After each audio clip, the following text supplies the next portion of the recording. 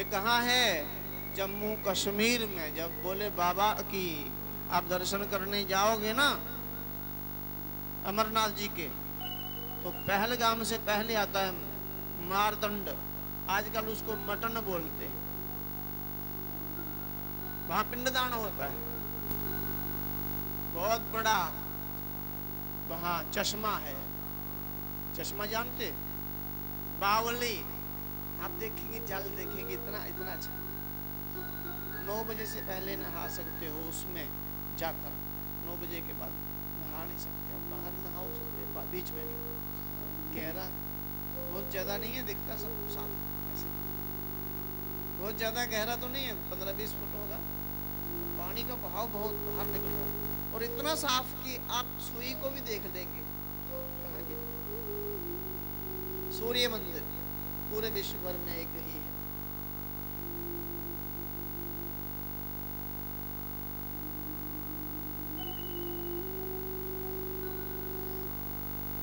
बोलो राम राम। बड़ा जोर लगाया आपने, धीरे से बोलते, कहीं बेढंग का जोर लग गया, फिर कहीं पसली हिल गई, तो धीरे से बोला करो, धीरे से, प्रेम से।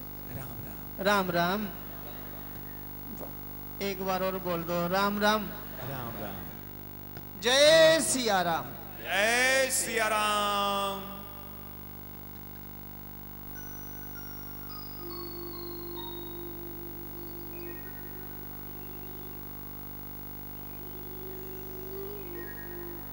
बड़ा आनंद है। कितने प्रकार की मुक्ति कही, मोक्ष 4 प्रकार की। कौन कौन? एक सारूप्य, भगवान जैसा रूप, और दूसरी का नाम है सामीप्य। क्या? सामीप्य अर्थात भगवान के निकट हो जाना, भगवान के पास रहना। नंद, सुनंद, उपनंद, प्रहलाद, ध्रुव भगवान के एकदम निकट। सुदर्शन, शंख, चक्र, गदा, पद्म भगवान के कितने निकट हैं। शेष जी निकट हैं। इसको बोलते सामीप्य, सारूप्य, सामीप्य और सायुज्य। तीसरी कौन सी? सायुज्य। सायुज्य अर्थात भगवान के अयुद्ध, भगवान की हाथ के घुंघरू, भगवान के हाथ के खिलौने बनना, जैसे शंख चक्र गदा पद्म उनके हाथ के अयुद्ध है ना, अयुद्ध अर्थात उनकी कौस्तुभ मणि, उनके कंठहार, उनके कर्ण कुंडल। अरे आप मत सोचो ये सोना चांदी है, ये कुंडल भी पता नहीं। शंख, शंख भी, शंख ही शत्रुघ्न बन के आए थे। शत्रुघ्न का अवतार किसका अवतार था? शंख का। रामायण 9 प्रकार की है भारत में विख्यात। अध्यात्म रामायण, वाल्मीकि रामायण, तुलसीकृत रामायण, कन्व रामायण, दक्षिणायन रामायण, मलयालम रामायण। ये 9 जो त्रिकालदर्शी महापुरुष थे कवि, उन्होंने सारूप्य, सामीप्य, सायुज्य और चौथा कौन सा है? सालोक्य। सालोक्य याद रहेगा भी, भूलो को तो नहीं। कल फिर मैं कल पूछूंगा, बताओगे? 4 प्रकार की हमें याद भी रखना है, खाली सुनकर नहीं जाना। 4 प्रकार की मुक्ति होती है, सारूप्य, सायुज्य, सालोक्य, सामीप्य, सारूप्य, सायुज्य, सालोक्य, याद रखना। आप उसको आगे पीछे करो, जैसे भी करो। या तो भगवान जैसा रूप, या भगवान के आयुध के रूप में, या भगवान का लोक, लोक में कहीं भी आप रह सकते हो। छोटा सा लोक थोड़ी है बैकुंठ, बहुत बड़ा लोक।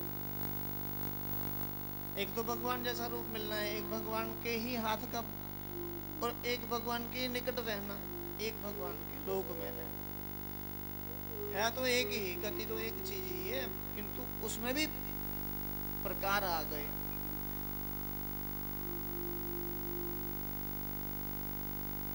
तो ब्रह्मा जी को शाप दे दिया। तब भगवान शिव के पास गए, भृगु जी, और वहां भी जय जयकार हो रही थी शिव की। और भृगु ऋषि ने प्रणाम नहीं किया। तब शिव को भी क्रोध आया।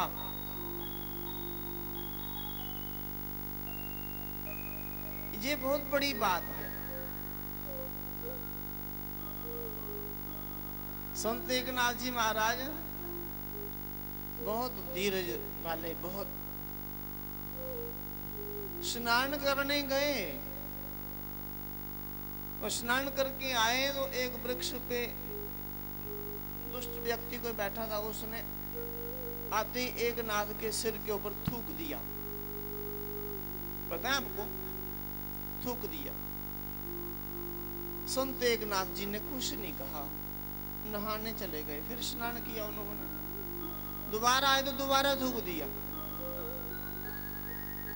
फिर कुछ नहीं कहा, चले गए स्नान करने। 108 बार थूका उसने। कितनी बार? प्रसिद्ध कथा है ये, इसी महाराष्ट्र के महापुरुष हुए। 108 बार थूकने के बाद अब फिर स्नान करके आए संत एकनाथ जी, और उस वृक्ष के नीचे खड़े रहे कितनी देर तक की। अब भी थूके मेरे सिर के ऊपर, और थूक ले, मैं स्नान करने जाऊं। इस बार उसने थूका नहीं। वे दुष्ट व्यक्ति वृक्ष से नीचे उतरा और रो पड़ा, चरण पकड़ लिए, हे महाराज, मैं बहुत दुष्ट प्रवृत्ति का महामूर्ख आपके ऊपर इतना थूकने लगा। आपने कुछ नहीं कहा, मुझे बुरा नहीं माना।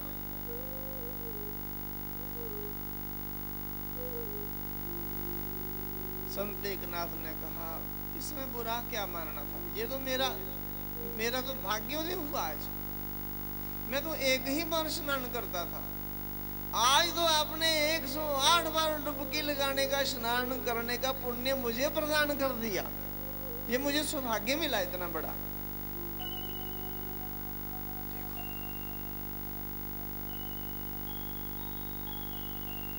और एक दुष्ट आदमी ने, संतों के साथ लोग कई बार द्रोह करते हैं, द्वेष करते हैं, ईर्ष्या करते हैं, करुणा करते हैं। अब उस दुष्ट आदमी ने क्या कहा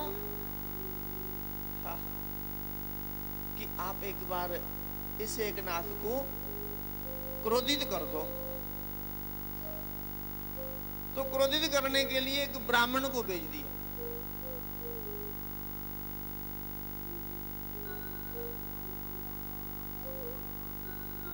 ब्राह्मण को भेजा तो ब्राह्मण ने क्या किया, संत एकनाथ की पीठ के ऊपर बैठ गए, पीठ के ऊपर चढ़ गए। तो संत एकनाथ ने बड़े आराम से उनको पकड़ लिया और खूब नाचने लगे, खुशी मनाने लगे, हंसने लगे, कहने लगे, इतना प्यार तो मुझे कभी किसी ने किया ही नहीं। देखो, वे ब्राह्मण लज्जित हो गया और उतर गया। उसने देखा संत एकनाथ कैसे, इनको क्रोध ही नहीं आया। चलो कोई बात नहीं, घर में गए। मूर्ख ब्राह्मण संत एकनाथ की पत्नी की पीठ पे ऊपर बैठ गया। संत एकनाथ जी की पत्नी की पीठ पे बैठ गए जाकर, और संत एकनाथ की पत्नी भी इतनी महान, उसने उस ब्राह्मण को अपनी गोदी में ले लिया और जैसे बच्चों को दुलार करते ना, ऐसे दुलार करने लगी, उसके ओठों को ऐसे करने लगी, ऐसे ऐसे बच्चों को करते ना, ऐसे सो जा मेरा बेटा, सो जा सो जा। वो इतना लज्जित हुआ, शर्मसार हुआ, दोनों के चरण पकड़ लिए। अरे आप बड़े महान है, मुझे क्षमा कर दो, मुझे भेजा था आपको क्रोधित करने के लिए, आप महान, इतने महान, ऐसे महान संत एकनाथ।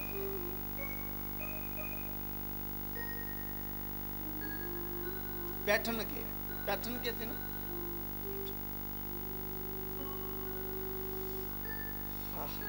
66 वर्ष की आयु हुई उनकी, किंतु उन्होंने 66 वर्ष में क्या दिया? बहुत कुछ दिया संसार को, बहुत बड़ी शिक्षा दी।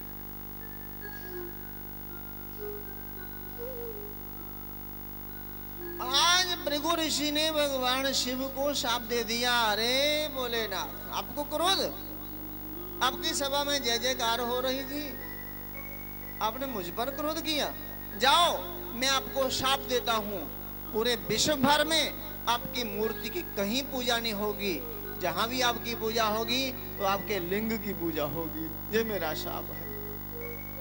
भृगु ऋषि ने शिव को ऐसा शाप दे दिया कि आपकी मूर्ति की पूजा नहीं होगी, आपकी मूर्ति की पूजा करने वाले को कुछ भी विशेष फल नहीं मिलेगा, कोई आपके लिंग की पूजा।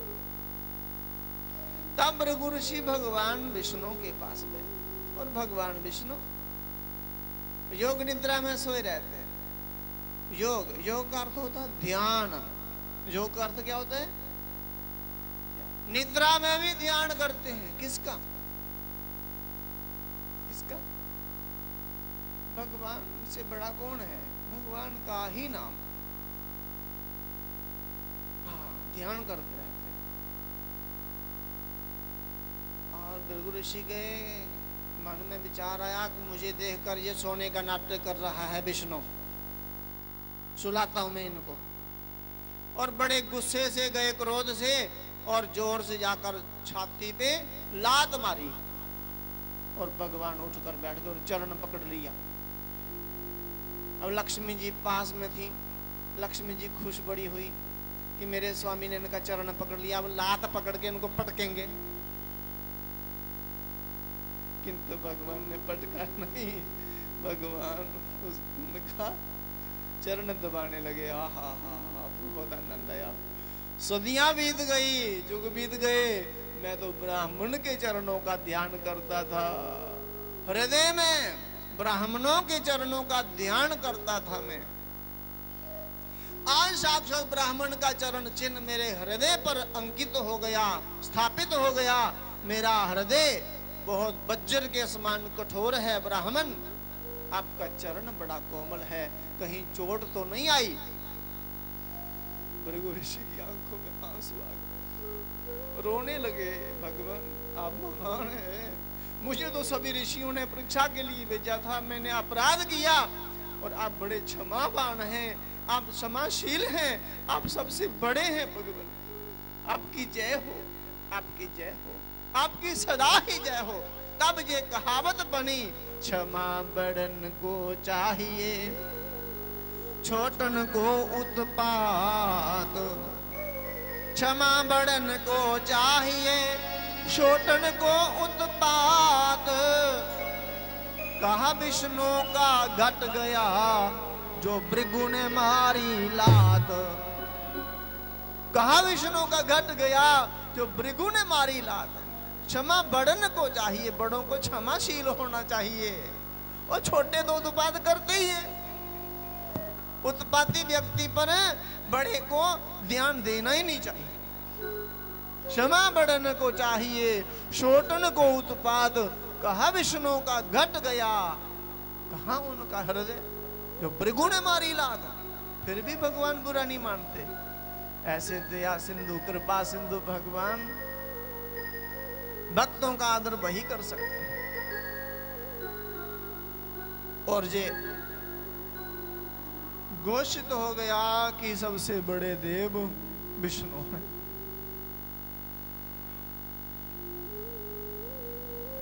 क्या लीला है भगवान की,